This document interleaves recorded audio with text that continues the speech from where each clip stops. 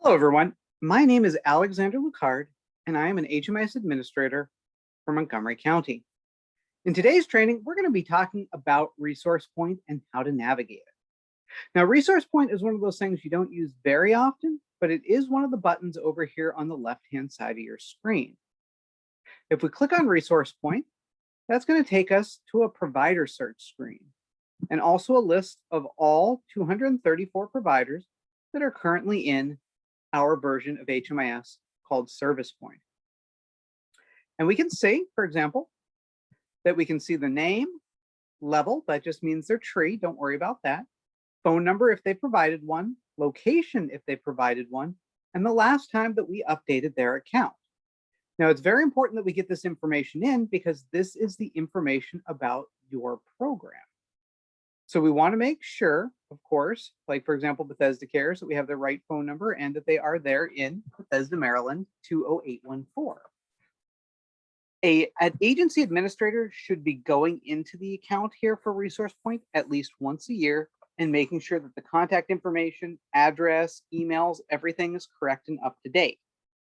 However, anyone with an HMIS account can and should use ResourcePoint, perhaps to find other programs in the area. Maybe you have a client you're sharing with, say, Interfaith Works, and you want to look up interface information, give them some contact information, your case manager, say, hey, this happened to a client that we mutually share.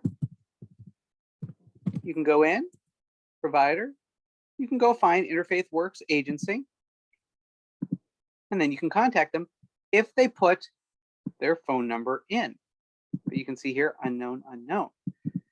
So an agency administrator for an agency is supposed to be making sure that the phone number and locations are up to date. For the rest of you, this is to help you find other programs and information about them.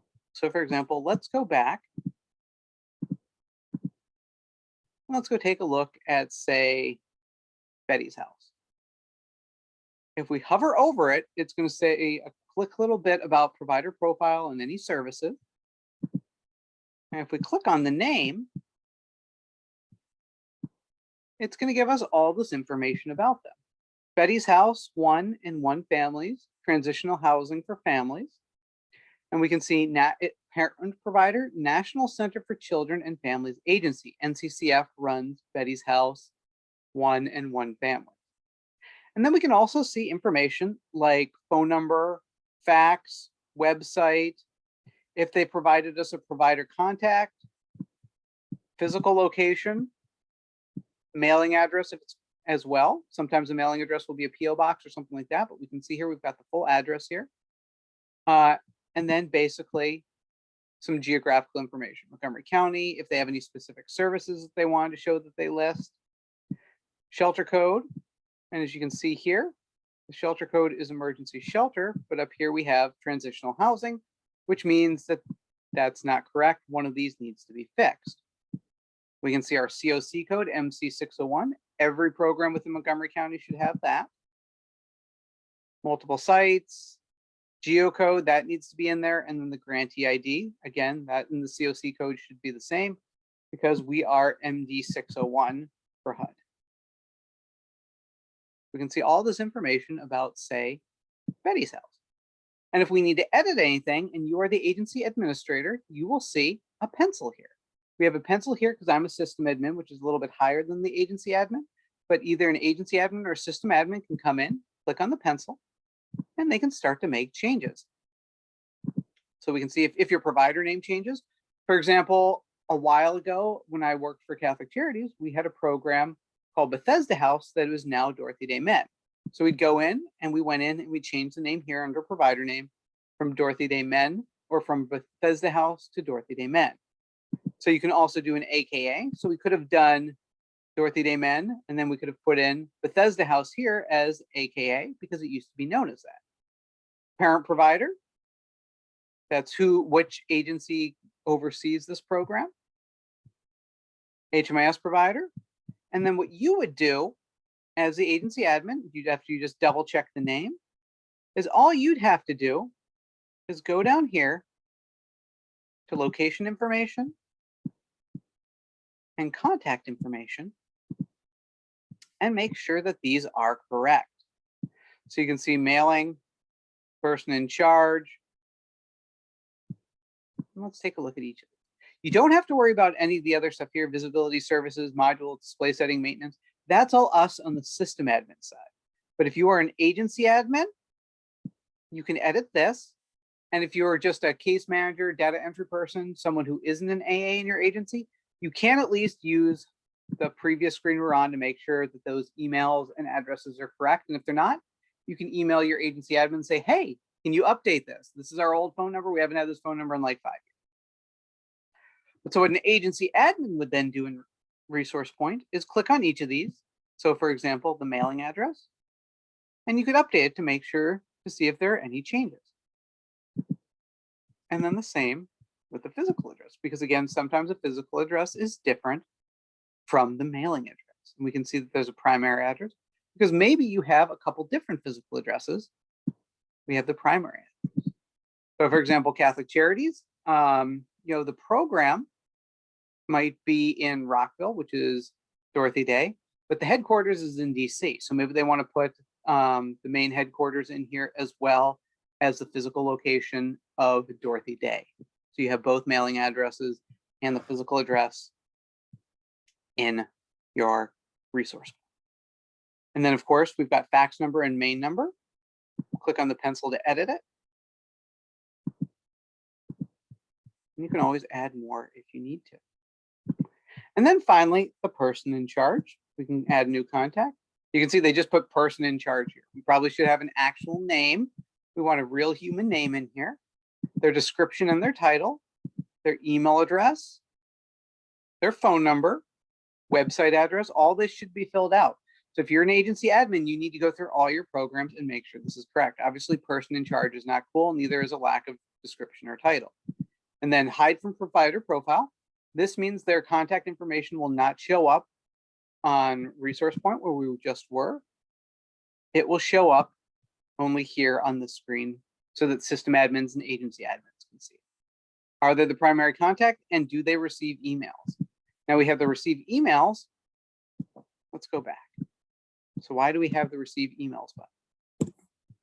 And that's because if we go back and click on Becky's house, we have like a little button here where we can automatically email them at Montgomery County and say, hey, can you update this?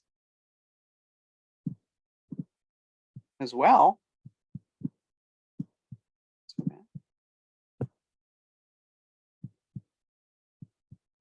there are other places in the system other than this one where we can email them. And if they have send email or select email, like for example here, Christine Hong receives email, we can send an email to Christine and Garrett. But Garrett wouldn't get the email because his receive email button is turned off. So if we hit an update email button from within the system, Christine Hong would get the email. And although we have Garrett Nelson's contact information, he wouldn't get any automatic generated emails. Again, because Christine has the receives email button checked and Garnet does not. I said Garrett earlier, sorry about that. And that's really what you're going to be doing with ResourcePoint. You're just going through and you're getting contact information. This is a way for other programs in the COC to contact each other, to see what type of services they provide, get their contact information to see who's in charge so we can do emails and phone calls.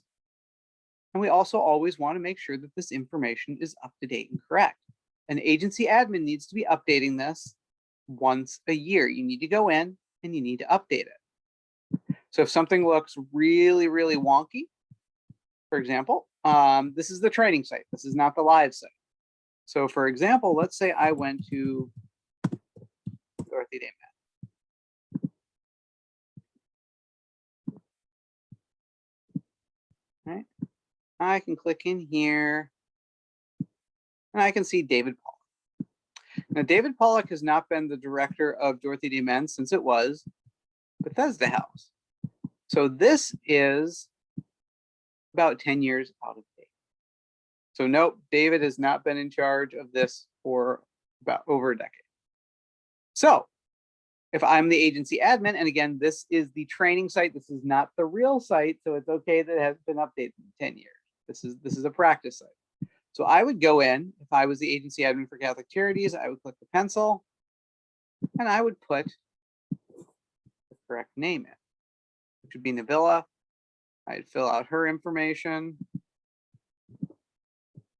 phone number, get rid of the email. I'd put all of Nabila's information because she's the one that's in charge now. I would hit save and exit, and that would update her information. And that's what we do here with ResourcePoint. All we do is we use this to make sure we have the right information about all the providers in the COC.